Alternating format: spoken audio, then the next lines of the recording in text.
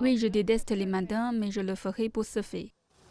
Chaque jour, des centaines de surfeurs affluent vers ces rives à l'aube dans l'espoir d'attraper certaines des meilleures vagues de la journée.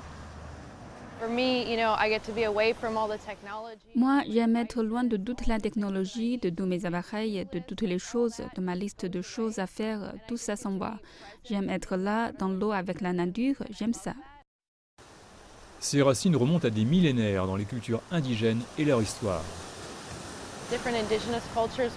Traditionnellement, ils proviennent de différentes cultures indigènes, notamment hawaïennes, mais aussi les Péruviens surfent depuis des milliers d'années. Lorsque les Européens sont venus et ont colonisé Hawaï, ils l'ont interdit afin de détruire la nature. Mais les gens ont continué à en faire là-bas.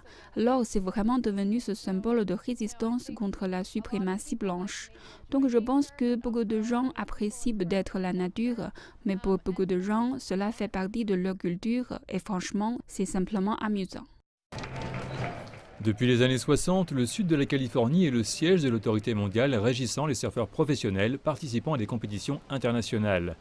L'Association internationale de surf, ISA, fondée en 1964, est reconnue par le Comité international olympique comme l'autorité mondiale de gouvernance du surf. Le sud de la Californie est la Mecque du surf ici sur le continent américain et au fil des ans il a gagné en popularité, en particulier pendant la pandémie.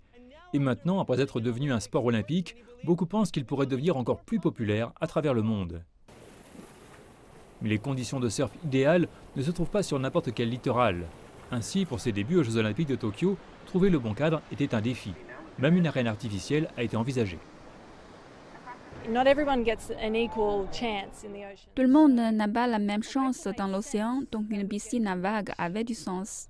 Que nous ayons les mêmes chances les unes que les autres. Ça dépend de notre performance sur la vague, c'est tout. En fin de compte, la nature a obtenu le feu vert et la plage de Shida a été choisie comme lieu, avec une fenêtre flottante de 16 jours pour la compétition réelle, en fonction des conditions. Il a été décidé que les Jeux se déroulent sur la plage de Shidashita, ou Shida, située à environ 40 miles de Tokyo, à Chiba. Ça va être délicat, parce que les vagues au Japon, c'est un peu dur. C'est petit et génial, donc ce sera délicat. Mais si tu veux être le meilleur, tu dois tout faire dans n'importe quelle condition, vous savez, donc...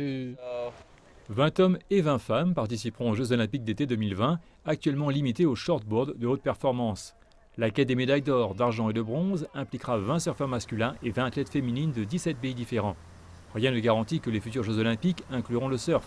Cela dépendra en partie de ce qui se passera à Tokyo. Oui, il y a beaucoup de surfeurs sur les vagues.